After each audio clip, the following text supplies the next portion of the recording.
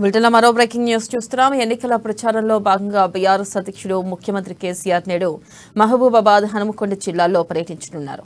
ప్రజా ఆశీర్వాదం పేరుతో జరిగే ఈ సభలకు బీఆర్ఎస్ నేతలు భారీ ఏర్పాట్లు చేశారు. భారీ ఎత్తున జన సమీకరణకు సన్నాహాలు పూర్తి చేశారు.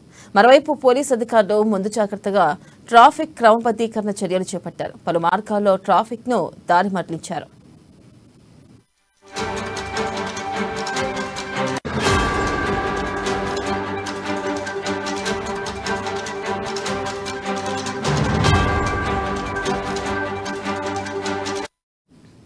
ఇక ఉమ్మడి ఖమ్మం జిల్లా పాలేరులో మధ్యాహ్నం 12 గంటలకు ప్రజా ఆశీర్వాద సభలో పాల్గొన్న అనంతరం కేసీఆర్ నేరుగా హెలికాప్టర్ ద్వారా మధ్యాహ్నం 2 గంటలకు మహబూబాబాద్ చేరుకుంటారు. అక్కడే బహిరంగ సభలో పాల్గొంటారు. ఈ సభ సక్సెస్ కోసం బీఆర్ఎస్ శ్రేణులు అన్ని ఏర్పాట్లు పూర్తి చేశారు. కేసీఆర్ తో పాటు ఇతర అతిథులు ప్రసంగించేందుకు ప్రత్యేక వేదికను తయారు చేశారు. మానుకోట పట్టణ శివారు శనికపురం సమీపంలో 10 ఎకరాల్లో సభాస్థలిని సిద్ధం చేశారు. ఇక సభకు నియోజకవర్గంలోని 5 మండలాలతో పాటు మహబూబాబాద్ మున్సిపాలిటీ పరిధి కలిపి 70,000 మందిని తరలించాలని లక్ష్యంగా ప్రణాళిక సిద్ధం చేశారు. ఇక మహబూబాబాద్ సభలో పాల్గొన్న అనంతరం హెలికాప్టర్లో 3 గంటలకు హనుమకొండ జిల్లా కాజీపేట మండలంలోని బట్టుపల్లికి చేరుకుంటారు. ఇక వర్ధనపేట నియోజకవర్గ పరిధిలో ఈ సభ నిర్వహిస్తారు. ఇక స్థానిక ఎమ్మెల్యే ఆరూరి రమేష్ ఆధ్వర్యంలో భారీగా ఏర్పాట్లు చేస్తున్నారు. 20 ఎకరాల్లో సభ ప్రాంగణాన్ని సిద్ధం చేశారు. సభకు సమీపంలో 100 ఎకరాల్లో పార్కింగ్ కు ఏర్పాట్లు చేయడం జరిగింది. ఇక సభా వేదికగా హెలిప్యాడ్ ను సిద్ధం చేశారు. ఇక 80,000 మంది హాజరవుతారనే అంచనాతో జన సమీకరణ చేస్తున్నారు. ఇక దీనిపై మరింత సమాచారాన్ని మా ప్రతినిధి స్వామి లైవ్ ద్వారా అందిస్తారు. స్వామి, చెప్పండి, సభ ఏర్పాట్లు ఎలా చేశారు? అయితే ఎన్ని గంటలకి కేసీఆర్ సభ ఉండనుంది? అప్డేట్స్ ఏంటి?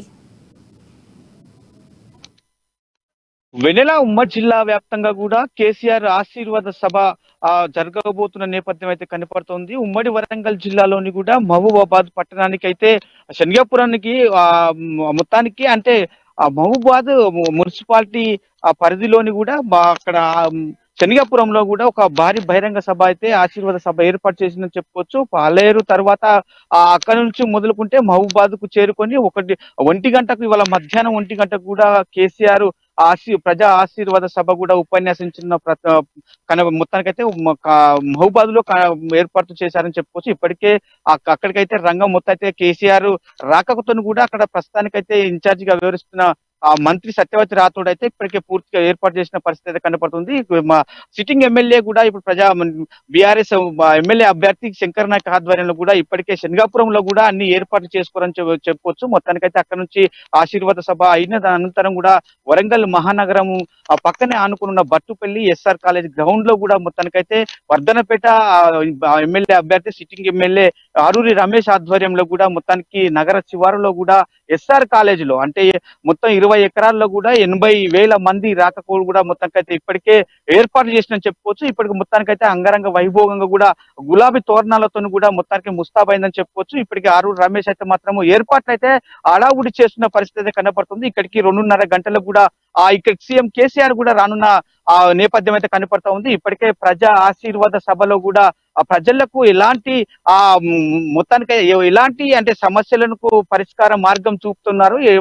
రానున్న ఎన్నికల్లో కూడా బీఆర్ఎస్ ఎలా ముందుకు పోవాలని చెప్పి కూడా కేసీఆర్ ఉపన్యాసంలో మొత్తానికైతే ప్రసంగించిన నేపథ్యం అయితే కనపడుతుందని చెప్పుకోవచ్చు. ఇప్పటికే మొత్తానికైతే అంగరంగ వైభోగంగా కూడా మహబూబాబాద్ పట్టణం అంతా ముస్తాబైంది. అందులో భాగంగా ఇక్కడ వరంగల్ బట్టుపల్లి శివారులో కూడా ఇప్పటికే ఏర్పాటు అయితే అన్ని పూర్తయినని చెప్పుకోవచ్చు. కేసీఆర్ రాక కూడా స్వాగత తోరణాలు అయితే పలుకుతున్నాయని చెప్పి ఆరూరి రమేష్ ఆర్భాటాలతోని కూడా ప్రజా ఆశీర్వాద సభ సక్సెస్ఫుల్ చేయడానికి కూడా మొత్తానికైతే తగిన ఏర్పాట్లు ఇటు పార్కింగ్ కావచ్చు, జనాలకు సభాస్థలి కూడా ఒక 80,000 మంది కూడా ఏర్పాటు చేసిన నేపథ్యం కనపడుతుంది. ఎలిప్యాడ్ దగ్గర కూడా ఇప్పటికే మొత్తానికైతే పూర్తి ఏర్పాట్లు అయితే జరిగినని చెప్పుకోవచ్చు. ఇక ఆరూరి రమేష్ అయితే ఇప్పటికీ నిత్యం అంటే రాత్రి పగలంతా కూడా ఇక్కడ ఉండి కూడా మొత్తం పూర్తిగా ఏర్పాటు చేసిన పరిస్థితి కనపడుతుంది. ప్రజలకు వర్ధనపేట మొత్తం ఉమ్మడి వరంగల్ జిల్లా ప్రజానికాంగి బీఆర్ఎస్ చేసిన అంటే ఇన్ని రోజులు 9 సంవత్సరాల పాలనలో కూడా ఏ విధంగా జరిగింది, మొత్తానికైతే సభలో కూడా ప్రసంగించిన నేపథ్యం అయితే కనపడుతుంది. ప్రజా ఆశీర్వాద సభకు గంకన బదులు కావాలి అని చెప్పి కూడా ప్రసంగిస్తున్న నేపథ్యం అయితే కనపడుతుందని చెప్పొచ్చు. ఇప్పటికే సత్యవతి రాథోడ్ అయితే మనకు మొత్తానికైతే అక్కడ పూర్తిగా అంటే మహబూబాద్ కు సంబంధించిన అన్ని మండలాలు 6 మండలాలు మొత్తానికైతే పూర్తిగా ఇప్పటికే ప్రచారంలో లీనమైపోయిందని చెప్పుకోవచ్చు. అక్కడికి ప్రజలు కూడా అధిక సంఖ్యలో పాల్గొని కూడా ఆశీర్వాద సభలు విజయవంతం చేయాలని చెప్పి కూడా మహబూబాద్ కు సంబంధించిన మంత్రి అయితే సత్యవతి రాథోడ్ అయితే ఇవాళ మొత్తానికైతే ప్రజలను తరలించే నేపథ్యంలో కనపడుతుందని చెప్పుకోవచ్చు. ఇప్పటికీ సీఎం కేసీఆర్ అక్కడ నుంచి మీదుగా వరంగల్ కంటే 2.5 గంటల నుంచి 3 గంటల వరకు కూడా అక్కడికి వరంగల్ బట్టుపల్లికి మైదానానికి చేరుకొని అయితే ఆశీర్వాద సభ కూడా మొత్తానికైతే సక్సెస్ఫుల్ చేయడానికి 80,000 మందిని కూడా ఇప్పటికే బీఆర్ఎస్ నేతలైతే ఆ సీఎం రాకతో కూడా ఫుల్ గా కసరత్తు చేస్తున్న పరిస్థితి కనబడుతుంది. ఇప్పటికీ కేబినెట్ మంత్రి అయిన ఎర్రబెల్లి దయాకర్ రావు కూడా దీనికి సభా స్థలికి కూడా కొద్ది గంటల్లో రానున్న నేపథ్యం అయితే కనపడుతుంది. మొత్తానికైతే ఆ ఏర్పాట్లు కూడా ఏ విధంగా జరుగుతాయి అని చూస్తున్నారని ఇప్పటికే ప్రభుత్వ చీఫ్ విప్పుగా వ్యవహరిస్తున్న వినయ్ భాస్కర్ తో పాటు కూడా వరంగల్ జిల్లా అధ్యక్షునిగా కొనసాగుతున్న